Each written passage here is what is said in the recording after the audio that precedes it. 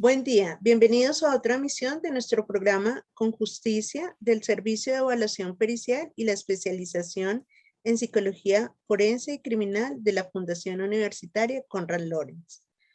Hoy nos vamos a centrar en el tema de las entrevistas a niños, niñas y adolescentes en el contexto forense y cuáles son las claves que debemos tener en cuenta. Para esto vamos a partir de una frase importante, de una reflexión importante que hacemos, que consiste en que el abordaje de niños, niñas y adolescentes en el ámbito psicológico constituye un desafío para los profesionales, más aún cuando se habla del ámbito de la evaluación forense. Es por eso que hoy abordaremos este tema y nuestra invitada nos orientará sobre aspectos claves para su abordaje. Se encuentra con nosotros Laura Gómez Cáceres, psicóloga de la Fundación Universitaria Konrad Lorenz, especialista en terapia cognitivo-comportamental y neuropsicología infantil de la Universidad de Antioquia, magíster en salud mental de la niñez y la adolescencia de la Universidad CES y especialista en psicología jurídica de la misma universidad. Tiene una experiencia de 15 años como terapeuta y neuropsicóloga privada, atendiendo niños y adolescentes, y con su más reciente formación incursiona en el ámbito forense. Laura, buen día. Hola Sandra, ¿cómo estás? Estoy muy contenta de estar en mi alma mater. Pues a nosotros nos alegra más tenerte acá. Laura, hablábamos al inicio un poco de lo complejo que es el abordaje a los niños, niñas y adolescentes. ¿Qué es lo que debemos tener en cuenta cuando hacemos una evaluación desde el ámbito de la psicología con esta población? Mira, tal vez la respuesta que te voy a dar en este momento sea como muy romántica, pero yo pienso que es la base para que de ahí todo se desarrolle muy bien. Y es que te tiene que gustar esta población, tienes que sentir como una pasión por trabajar con niños, por querer conocer cómo está en sus procesos emocionales, sus procesos conductuales. Entonces yo pienso que desde esa pasión y ese gusto empieza una especialización que puede ser a través de posgrados o no, pero que implica que como me gusta tanto esa población, voy a buscar conocer, entender, aprender, leer, y eso me parece importante. Desde esa especialización, entonces creo que hay, digamos, de temas externos, ¿sí? Puede ser que cuando vas a entrevistar a un niño y un adolescente tienes que estar muy pendiente del espacio en el que lo estás evaluando. Si un niño o un adolescente llega a un lugar donde solamente hay un escritorio, llega a un lugar muy frío, donde él no siente que está en un ambiente cálido, eso va a poder afectar como la interacción de entrada, ¿no? El punto tal vez más importante, ¿sí? Es saber sobre desarrollo infantil.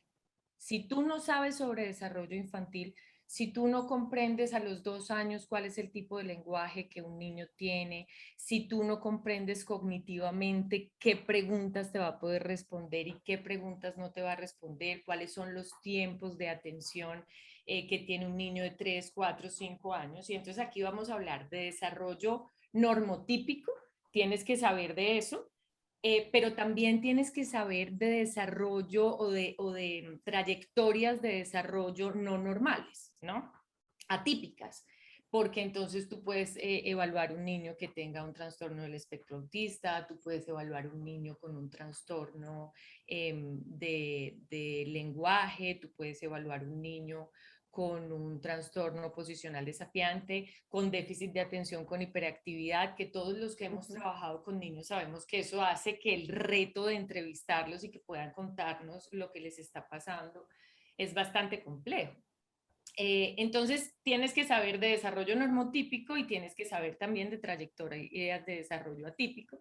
Por eso pienso que son tantas cosas las que hay que saber que no especializarse en esa población pone en riesgo la situación, ¿ya? Porque Claro. no tendrías que saber mucho de todo para poder hacerlo muy bien.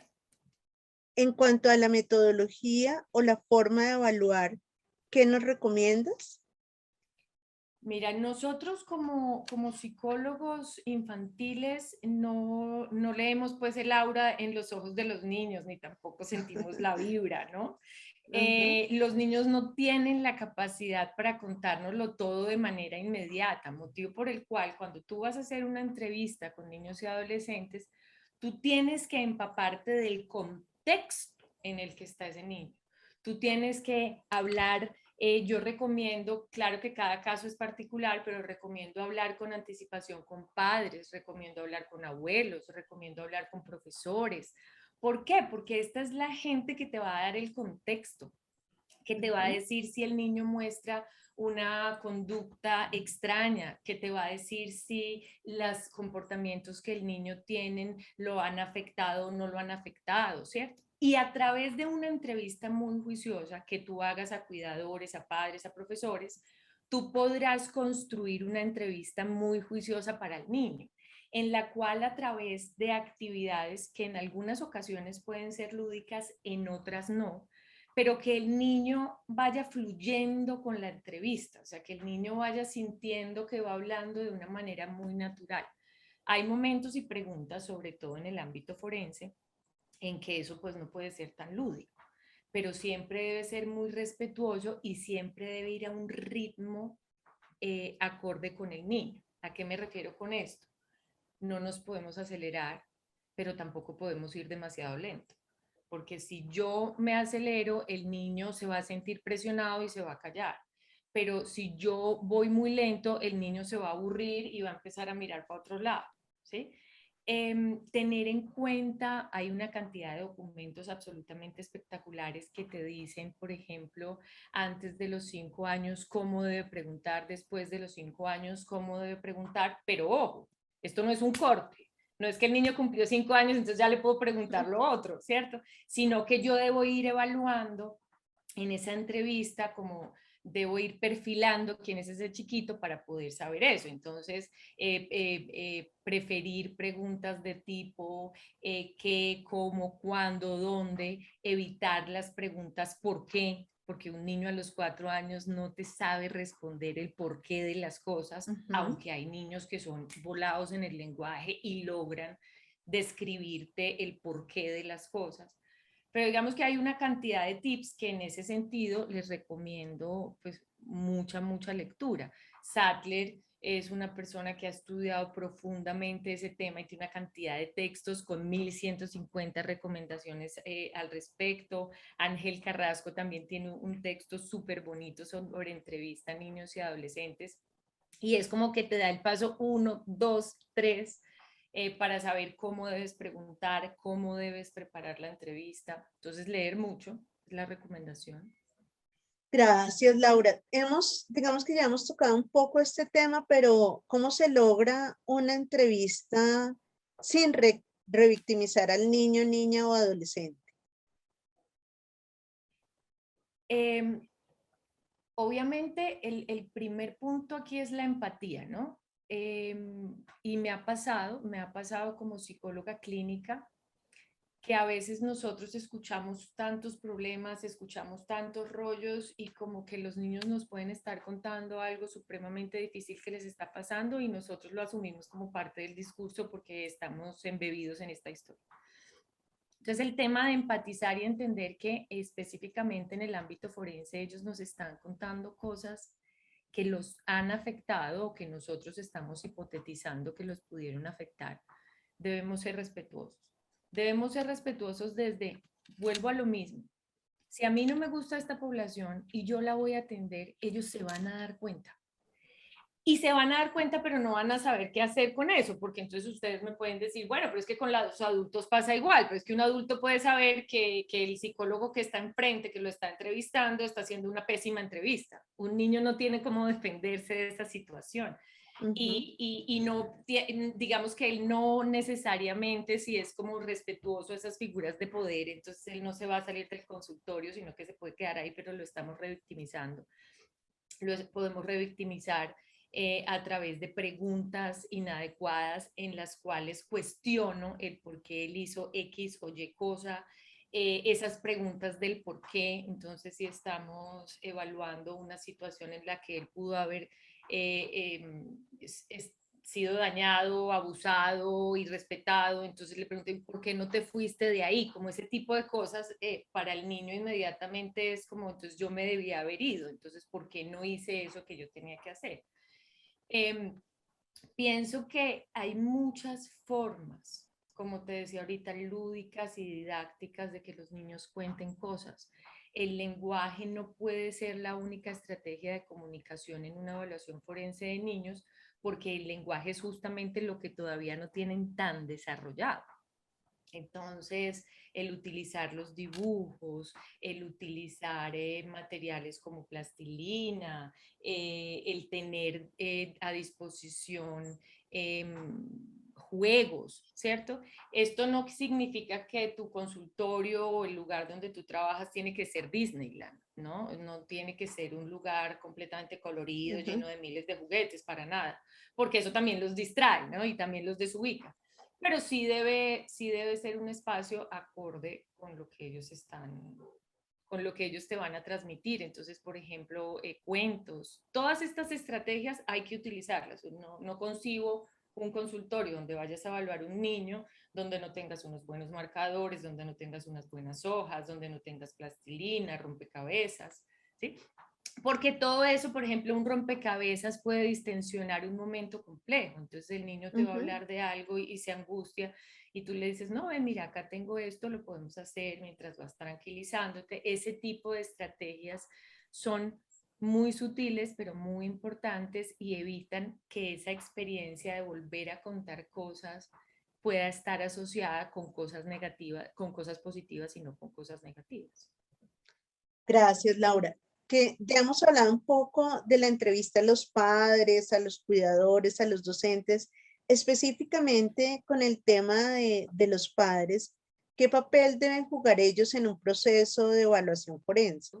Si nosotros después de hacer las respectivas valoraciones consideramos que los reportes que ellos nos puedan dar son fiables, son confiables, ¿sí? Son buenos reporteros del comportamiento de sus hijos. Si nosotros hemos chuleado esa parte y consideramos que ellos sí pueden ser buenos reporteros del comportamiento de sus hijos, entonces, como les decía anteriormente, tenemos que evaluar toda esa información que el niño no nos puede dar. Por ejemplo, cómo están esos hábitos de alimentación, cómo están esos hábitos de sueño, si después del evento que asumimos ocurrió, han habido cambios comportamentales o no, si notan al niño más irritable o no, porque todos los que hemos evaluado niños más pequeños sabemos que es muy difícil por su ubicación temporal que ellos digan, ah, sí, después de que sucedió este episodio, entonces a mí me empezó a pasar eso.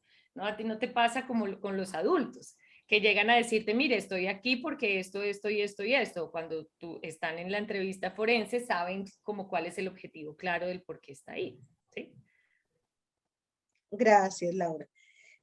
Hablamos un poco ya de todo el proceso de evaluación, de las claves que vamos a tener, pero hemos, digamos que, dejado para esta última pregunta el asentimiento informado. ¿Cómo debe ser o cómo debe hacerse un asentimiento informado para un niño, niña o adolescente en una evaluación? Ok, mira. Es importantísimo que no asumamos ese asentimiento como el típico papeleo de vamos a salir de esto rápido, sino que ese asentimiento lo que busca es que respetemos al niño como un sujeto de derechos y que el niño comprenda el motivo por el cual está ahí y nos dé su aval para hacerlo. Y que dentro de esa comprensión le expliquemos al niño que pueden haber preguntas complicadas.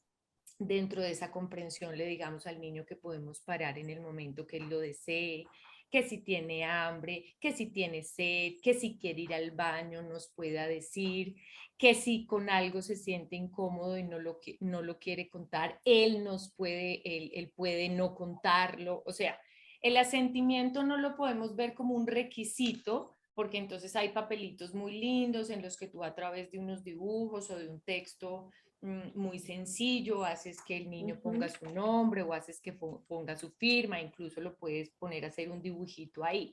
Pero esa es, digamos, la parte coqueta del asunto. Pero la parte de fondo, esa tiene que quedar supremamente clara para el niño, ¿ya? Hasta el hecho de, mira, aquí está la puerta, en cualquier momento puedes abrir la puerta y puedes acercarte a tus papás o a tus figuras de apego y de cuidado. Entonces, que el niño diga, sí, yo lo acepto y entienda. Muchas veces nos los traen tanto a consulta como a evaluación, como te voy a llevar donde una amiga a la que le puedes contar, no, no somos amigos y no nos presentamos de esa manera ni se lo explicamos así al niño, ¿ya? Y dentro de ese sentimiento súper bien explicado, el niño nos puede decir, no, no quiero hablar, y ahí nosotros vamos a tener estrategias para decirle, bueno, entonces hagamos otra cosa mientras tanto, más adelante te vuelvo a preguntar o entonces veámonos nuevamente en otra sesión, ¿sí? Pero finalmente si el niño te dice que no lo quiere hacer, pues no lo vas a hacer porque él es un sujeto de derecho y tiene el derecho a decir que no.